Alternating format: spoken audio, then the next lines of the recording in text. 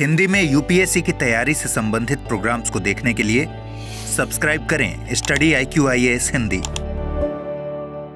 Hello students, digital India के इस दौर में जहां हर एक चीज डेटा से तय हो रही है, वहां पर करोड़ों गिग वर्कर्स जो लोग एप्स के थ्रू, डिजिटल प्लेटफॉर्म्स के थ्रू या फ्रीलांस के थ्रू काम करते हैं, भारत के आधिकारिक श्रम आंकड़ों में उन्हें स्थान नहीं दिया जा रहा है। वास्तव में हिंदू में एक रिपोर्ट निकली है और हिंदू की यह रिपोर्ट कहती है कि are gig workers a part of India's labour data. ये बहुत इंपॉर्टेंट न्यूज़ इसलिए भी है क्योंकि आप जानते हैं कि वर्ष 2025-26 के बजट में भारत सरकार ने गिग वर्कर्स को औपचारिक रूप से मान्यता दी। उनके लिए social welfare schemes, social security यानी सामाजिक सुरक्षा की योजनाएं शुरू करने की घोषणा की। लेकिन अभी तक जो आवधिक श्रम बल सर्वेक्षण होता है यानी कि PLFS होता है, इसके डेटा में इन्हें कोई भी स्थान नहीं दिया गया है। तो महत्वपूर्ण यह है कि इनका एक समर्पित वर्गीकरण नहीं किया गया है, जो कि ये क्लियरली दिखाता है कि नीतिगत इरादे और डेटा स्पष्टता के बीच में काफी अंतर है और यह अंतराल कहीं ना कहीं समावेशी और प्रभावी नीति निर्माण में प्रॉब्लम पैदा करता है। सवाल यह है कि सरकार क्या यह जानबूझकर कर रही है, इन्हें नजरअंदाज कर रही है, या गिग वर्कर्स के लिए कोई नीतिगत जगह है ही नहीं। समस्या यह भी है कि क्या ये जो गिग वर्कर्स हैं, जो हमारी अर्थव्यवस्था के अदृश्य बहुत बड़े सोर्स हैं, वो कहीं ना कहीं यूज एंड थ्रो वर्कफोर्स की तरह ही तो नहीं काम किए जा रहे हैं। तो इसी मुद्दे पर आज हम चर्चा करने वाले हैं और आज के इस वीडियो में हम कवर करेंगे किन एंगल्स को, उसको भी देखिए। सबसे पहले हम आपको बताएंगे गिग वर्कर्स क्या होते हैं, भारत की इकोनॉमी में गिग इकोनॉमी का कितना बड़ा आकार है, सरकारी आंकड़ों से ये लोग गायब क्यों हैं और इसके क्या गंभीर प्रभाव होंगे अगर ये आंकड़ों से गायब हैं। और सेशन के लास्ट में, जैसा हम हमेशा आपको देते हैं, प्रैक्टिस क्वेश्चन देंगे और उस प्रैक्टिस क्वेश्चन का जवाब आप कमेंट करके देंगे। हर बार वीडियो शुरू करने की तरह हम इस बार भी शुरू करेंगे। आपको सबसे पहले अपना टेलीग्राम चैनल बताते हैं, यूपीएससी मेंटोर पंकज सर के नाम से। इस चैनल को आप ज्वाइन कर लीजिए, जहां से आप सारी जानकारियां, PDFs और अगर आपके कोई डाउट्स हैं यूपीएससी को लेकर के या पढ़ाई को लेकर के, तो आप हमसे कांटेक्ट कर सकते हैं। तो सबसे पहला प्रश्न आता है कि गिग वर्कर्स कहते किसको हैं। देखिए, गिग वर्कर्स वो हैं जो नियमित या फुल टाइम नौकरी के बजाय टास्क बेस्ड या फ्रीलांस मॉडल पर काम कर रहे होते हैं, जैसे कि स्विगी या जोमेटो के लोग, है ना, जो आप देखते होंगे आपके पास डिलीवरी करने जो स्विगी जोमेटो वाले लोग आते हैं, ओला उबर के जो ड्राइवर्स होते हैं, अर्बन कंपनी का नाम सुना होगा, हाउस जॉब्स करने वाले लोग, content designers, content writers, graphic designers, ये सब जो लोग होते हैं, ये सब आते हैं आपके गिग वर्कर्स में। जैसे फ्रीलांस एंड कंसल्टेंट्स होते हैं, डिलीवरी पर्सनल्स होते हैं, है ना, जो ड्राइवर्स हैं जो आपके ओला और उबर आपको देती है, कंस्ट्रक्शन लेबर्स हैं, ऑन डिमांड टास्क वर्कफोर्स है, मेंटेनेंस वर्कर्स हैं, ये सब गिग वर्कर्स में आते हैं क्योंकि इनका कहीं पर भी रजिस्ट्रेशन एज अ वर्कर भी नहीं है और इन्हें कोई भी सोशल बेनिफिट का लाभ भी नहीं मिल रहा होता है।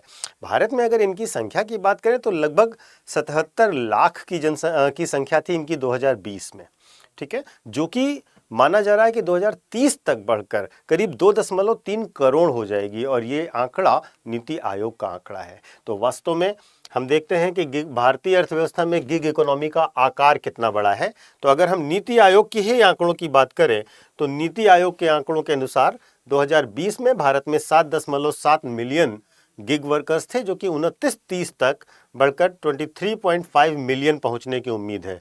लगभग 9 से 10 सालों में यह संख्या 3 गुना बढ़ जाएगी और इनमें से ज्यादातर गिग वर्कर्स मध्यम कुशल नौकरियों में काम करते हैं, ठीक है। ज्यादातर गिग वर्कर्स 20 से 40 आयु वर्ग के हैं, यानी कि 48% जो हमारे गिग वर्कर्स हैं वो यूथ में आ रहे हैं, युवा जनसंख्या में आ रहे हैं और ये इकोनॉमी के लिए बहुत बड़ा वर्कफोर्स भी है। अब प्रश्न ये है कि भारत सरकार के आंकड़ों में ये गायब क्यों है, क्योंकि भारत का जो मुख्य श्रम सर्वेक्षण है PLFS, periodic labour force survey, वो गिग वर्कर्स को अलग से वर्गीकृत करता ही नहीं है। वो गिग वर्कर्स को व्यापक श्रेणियों में शामिल किया जाता है, जैसे स्वनियोजित या आकस्मिक श्रमिक के रूप में, और इनका कोई समर्पित वर्गीकरण नहीं किया जाता है। वास्तव में न तो उनके काम की प्रकृति, न प्लेटफॉर्म डिपेंडेंसी और न ही उनकी आय की अनिश्चितता को दर्ज किया जाता है। इसके साथ साथ जब आप इस तरीके से पूरा इग्नोर करते हैं एक बड़े सेगमेंट ऑफ इकोनॉमी को, तो इसका मतलब है ना तो आप इसके लिए सटीक नीति निर्माण बना कर पा रहे हैं, ना उन योजनाओं की निगरानी कर पा रहे हैं जो इनको अवेलेबल होनी चाहिए, और श्रम बाजार की वास्तव में जो रियल इमेज है, जो रियल पोजीशन है, वास्तविक तस्वीर है, वो भी हमारे सामने उभर कर सामने नहीं आती है। इसके बाद इसके परिणाम क्या होंगे? अगर हम ऐसा कर रहे हैं तो इसके गंभीर परिणाम क्या होने वाले हैं? सबसे पहली चीज, अगर ये डेटा में ही नहीं दिख रहे हैं तो नीतिगत कल्याणकारी योजनाओं में, जो नीतिगत योजनाएं हैं इनके लिए जो बनाई जानी चाहिए, उसमें भी ये गायब होंगे। इनके लिए कोई भी प्रकार की कल्याणकारी योजना, सरकार की जो बहुत सारी योजनाएं हैं जो अलग अलग वर्गों के लिए है, उनसे वे बाहर होंगे और उनके लिए कोई अलग से योजना बनेगी ही नहीं। दूसरा, अगर हम देखें तो ये सामाजिक सुरक्षा से वंचित होंगे। सामाजिक सुरक्षा का मतलब है ना इनको पेंशन मिलेगी, ना बीमा मिलेगा, ना पीएफ मिलेगा। आप सोचिए, किसी भी प्रकार की सामाजिक सुरक्षा इन्हें नहीं मिल रही है क्योंकि इन पर कोई भी लेबर लॉ भी ठीक से लागू नहीं हो रहा है। इसके साथ साथ एक तरीके से इनडायरेक्टली इनके शोषण की छूट दी जा सकती है। ऐसा कहा जा सकता है कि इनके शोषण की छूट दी गई है क्योंकि ये किसी भी लेबर यूनियन के भी अंग नहीं होंगे।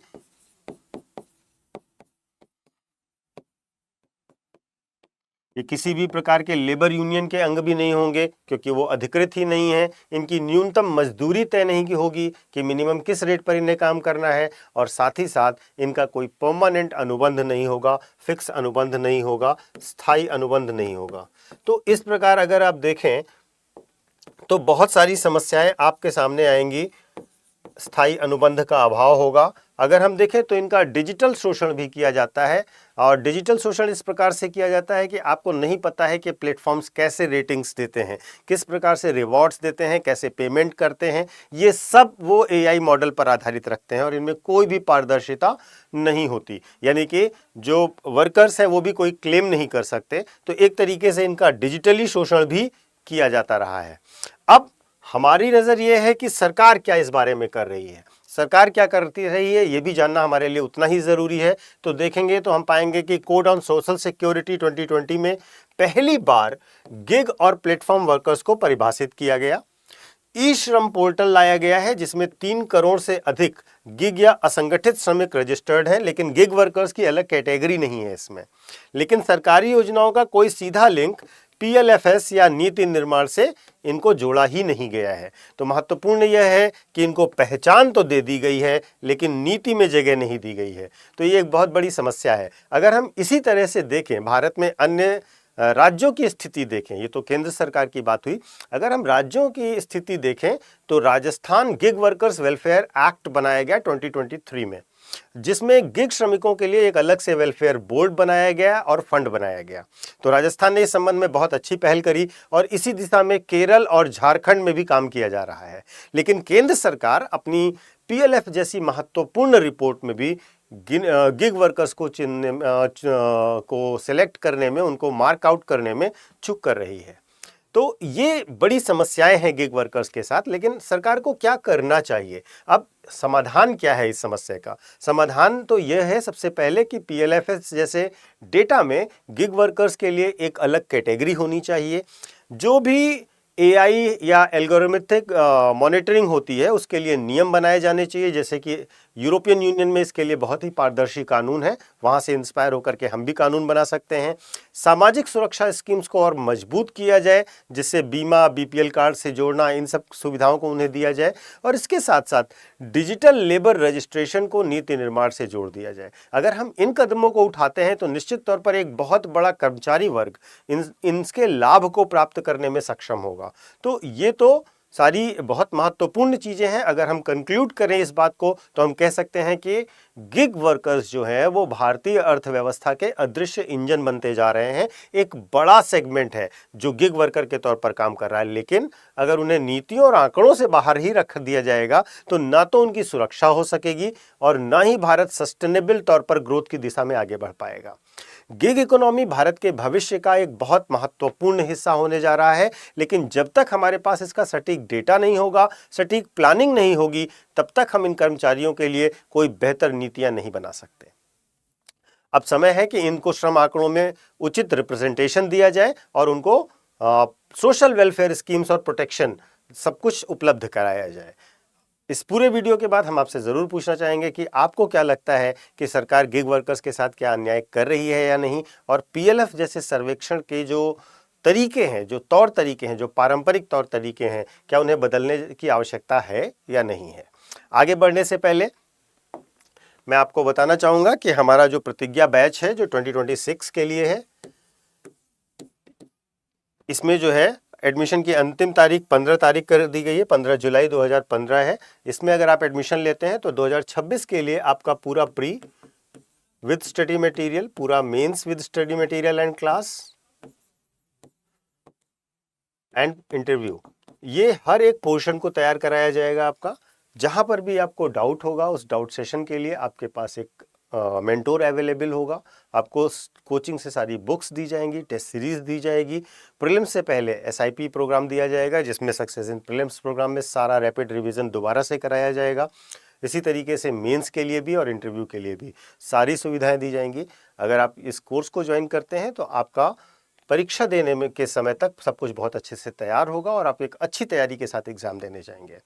इस कोर्स की पूरी फीस 9,999 है और ये 9,999 की फीस आपको तब मिलेगी जब आप पीके लाइव कोड का इस्तेमाल करेंगे। अगर आपको कोई डाउट है तो आप टेलीग्राम पर मुझसे कांटेक्ट कर सकते हैं, और अगर कोई डाउट नहीं है और आप ये कोर्स लेते हैं तो आप इस कोड को याद रखिए, पीके लाइव, और इसी को इस्तेमाल करिए। इससे आपको स्टडी IQ के सारे कोर्सेज सबसे सस्ते मिलेंगे। मैक्सिमम डिस्काउंट इस कोड पर आपको ऑफर किया जाता है। आगे बढ़ते हैं और आज का प्रैक्टिस क्वेश्चन, भारत में गिग वर्कर्स के संदर्भ में निम्नलिखित कथनों पर विचार कीजिए। नंबर 1, नीति आयोग के अनुसार 2029-30 तक भारत में गिग वर्कर्स की संख्या 23.5 मिलियन तक पहुंचने की उम्मीद है। Number 2, periodic labour force survey gig workers को एक अलग श्रेणी के रूप में वर्गीकृत करता है। पॉइंट नंबर 3, सामाजिक सुरक्षा संहिता 2020 में गिग वर्कर्स की परिभाषा दी गई है। आपको बताना है उपरोक्त में से कौन सा सही है, 1 और 2, 1 और 3, 2 और 3 या 1, 2, 3 सभी। आप इस प्रश्न का उत्तर कमेंट करके जरूर दीजिएगा, और अगर किसी मुद्दे पर आपको समस्या हो रही है, कोई भी टॉपिक है जिस पर आप चाहते हैं कि आपको एक अच्छा एक्सप्लेनेटरी वीडियो दिया जाए, तो आप जरूर कमेंट करके सजेस्ट कीजिएगा। मैं प्रयास करूंगा कि उसे शीघ्र से शीघ्र आपके लिए लेकर आऊं। Thank you so much. Hindi में यूपीएससी की तैयारी से संबंधित प्रोग्राम्स को देखने के लिए सब्सक्राइब करें स्टडी IQ IAS हिंदी।